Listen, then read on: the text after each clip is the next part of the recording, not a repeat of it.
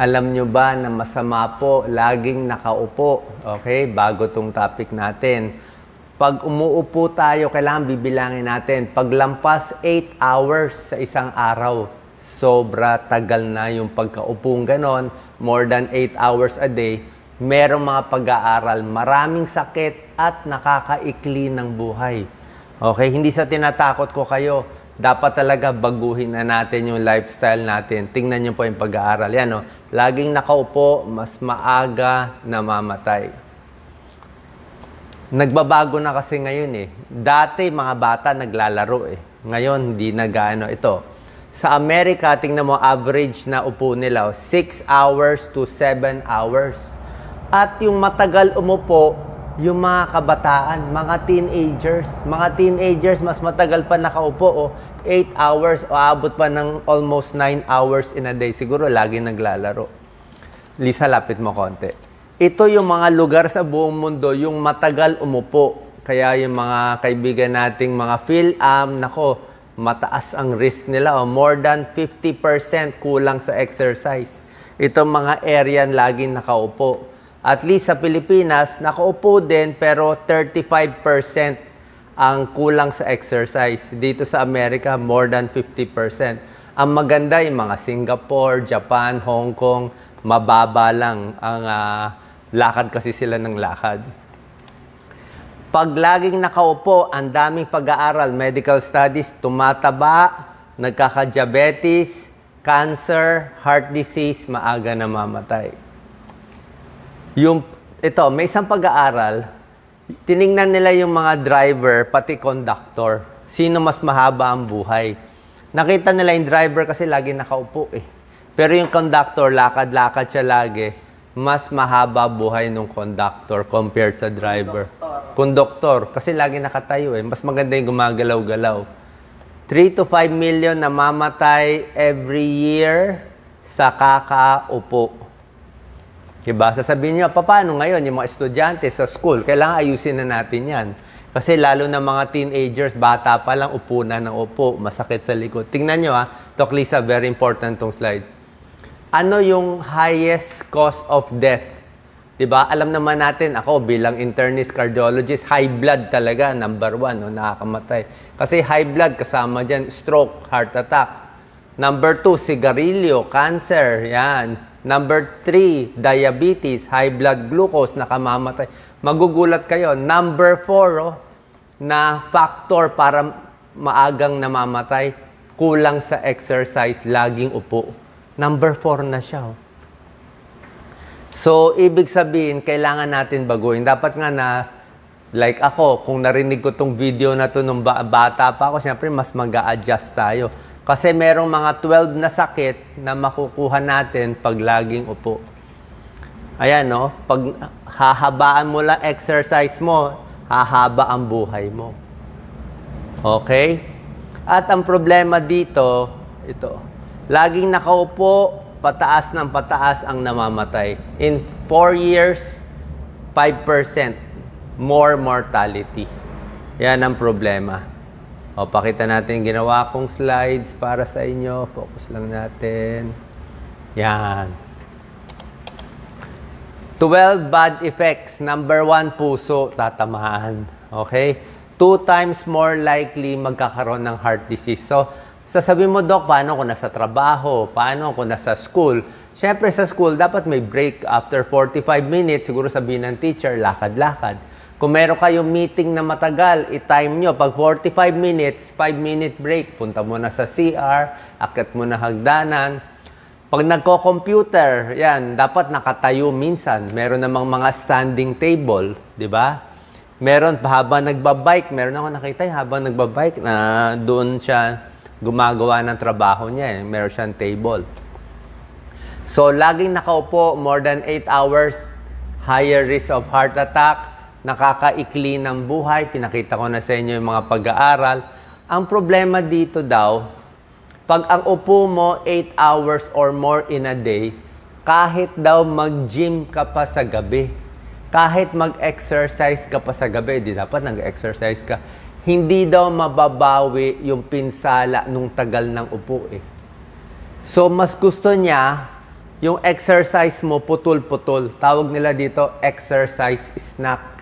Parang pagkain snack. Hindi ang snack mo, hindi chocolate. Ang snack mo, exercise. Like ito, tapos nitong video na to, kailangan maglakad-lakad na ako. Kailangan magda-dumbbell na ako konti. Kailangan mag-stretch na ako. O habang nakaupo, galaw-galaw ang paa. Yan, ginagalaw-galaw ko pa ako. Diba? Bakit? Makikita nyo. Ayan, no? Laging upo. Likod, shoulder, puso, pancreas, bituka, nagkakaproblema. Likod, nape-pressure, tiyan, lumalaki. Hips, pati puwet, lumalambot. Danger of sitting all day, every day. Yan. Dementia. Hindi nila maintindihan. Bakit? Mas nag-uulyanin ang laging nakaupo. Heart disease, diabetes, stroke, high blood, lahat tumataas.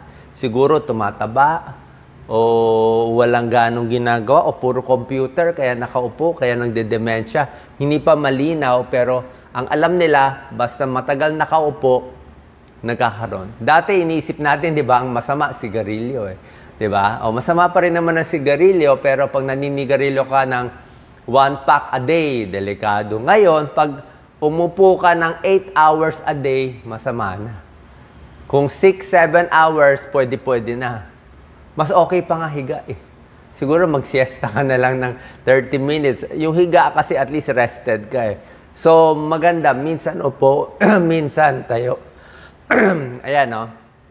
Kahit mag-exercise ka pa. Yan, no? Kahit mag-exercise ka pa, hindi mo marireverse yung bad effect ng pag-upo ng 7 hours in a day. Ito nga 7 hours lang eh. Diabetes, tataas. Okay? Hindi malinaw. Sabi nila parang nag-iiba yung reaction ng katawan sa insulin. Basta laging nakaupo, tumataas ang diabetes. Minsan kasi ganun eh. Hindi pa malinaw kung bakit. Baka kain ng kain, kulang sa exercise, tumataba, kaya tumataas diabetes. Sitting, neck pain, hirap huminga, heart disease, diabetes, ayan, no? Pati dito sa may pelvis, dito sa may puwetan natin, madalas nag-spasm yan. At pinaka-ayoko sa lahat ang ayaw natin, itong varicose veins. Diyan tayo na nakakaasar itong varicose veins. Ayan talaga. Laging upo, maiipit talaga, lalaki ang varicose veins mo. Mabuti kung varicose veins lang. Ang kasunod ng varicose veins, manas. Ang pinaka-ayaw natin na komplikasyon ng varicose veins, meron siyang isang komplikasyon na deadly, nakamamatay. Ito yung delikado. Ayan, poor circulation, pakita ko yung nakamamatay. Ito yung deep venous thrombosis. Ito po pinaka-delikado sa lahat. Yung malaking ugat sa paa, namuo ang dugo. Pag namuo ang dugo dito sa binti, yan, lalaki yung binti, masakit hawakan. Pag natanggal yung dugong yan, aakyat yan sa baga. Magbabara sa baga.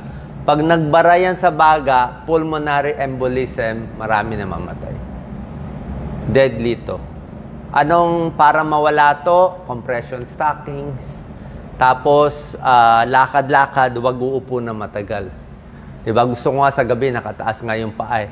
At least 15 minutes, 30 minutes bago matulog, taas mo na yung paa para bumaba yung dugo. Pati daw nervyos, mas may nervyos yung mga laging nakaupo. Bakit? Siguro laging maraming trabaho o for some reason, yan, hindi pa malinaw bakit yung mga laging nakaupo mas nervyos. Sa likod, siyempre, masakit sa likod talaga. Mas malaki ang pressure. Kahit daw anong silya pabilin mo na napakaganda, may tulong yung silya, pero better pa rin talaga. Every 30 minutes, every 45 minutes, yan, no? Lakad-lakad, para dumalo yung dugo. Ayan, pakita mo lang, Doc Lisa. Lahat ng komplikasyon ng pag-upo. Kaya dapat i-adjust na natin yung buhay natin. Ano? Nakayuko, ulo pressure, neck problem, lagi nakaupo, carpal tunnel, computer, knee problem, humihina, paa, nagbavaricose, hips, dito sa may, ano ba to? Balakang. Hindi, sa may puwet to. Tumbong. Sa tumbong. Ako nagspasm ako dito minsan. Hernia, luslos, low back pain, hirap huminga, pati shoulder affected. Talagang lahat orthopedic problem. Pag laging nakaupo, ayan o. Tataba pa tayo, overweight, syempre, di ba, kain, upo, dapat lakad-lakad. Yan ang kasabihan sa medisina. Ito, tandaan nyo to. Yan ang handbook natin sa katawan natin. Move it or lose it. Okay? Ibig sabihin, pag hindi mo ginamit yung parte ng katawan, mawawala yon, hihina yon, pwedeng mamatay yung part na yon. Pag hindi mo ginamit yung utak mo, magre-retire ka na, tulog ka na lang, nood ka na lang TV, liliit ng liliit yung utak, malilimutin, Alzheimer's. Pag hindi mo ginamit yung muscle mo, hindi ka naglakad-lakad, o na may pilay ka konti, umupo ka na lang, hindi mo na magagalaw yon. Pag hindi mo ginamit yung isang parte ng katawan mo, hindi mo na magagamit. Kaya minsan, kahit mahirap yung trabahong bahay, kahit masakit sa katawan, mas maganda gumagalaw pa rin. Kung may back pain nga kayo, back pain, dapat ang pahinga 1 day lang. Maximum 1 day. Next day, kahit masakit, pilit galaw-galaw. Galaw-galaw or papanaw para hindi pumanaw. Yun talaga. Tingnan nyo yung mga iba, mga may edad na malalakas. Diba? Basta pinipilit nila maglakad, magtrabaho, pwede pa yan. Hahaba ang buhay. And syempre ito, cancer risk goes up po. Colon cancer, endometrial cancer, lung cancer, breast cancer, lahat tumataas. Connected sa pag-upo. Hindi pa malinaw bakit. Ayan no, merong mga table na matataas, lakad-lakad, pwede mag-alaga ng pets, maggawa ng trabahong bahay, yung iba may treadmill. Kaya hindi pwede yung 8 hours upo, then exercise 1 hour sa gabi. Not enough daw. Dapat daw within the day. Kaya siguro pati sa eskwelahan, pati sa office, may area na pwede maglakad-lakad yung mga tao. Yan, mga stretches, pwede rin. Actually, basically, walking lang eh. Yung mga konting stretch, may tulong din yan eh. Okay? Saan po nakatulong tong video? Wag natin isawalang bahala, lalo na pag senior na, nagkakaedad na, dapat ang focus natin paano na humaba ang buhay. Ito yung isang problema natin. Laging upo, hindi natin napapansin. So, galaw-galaw tayo. Salamat po.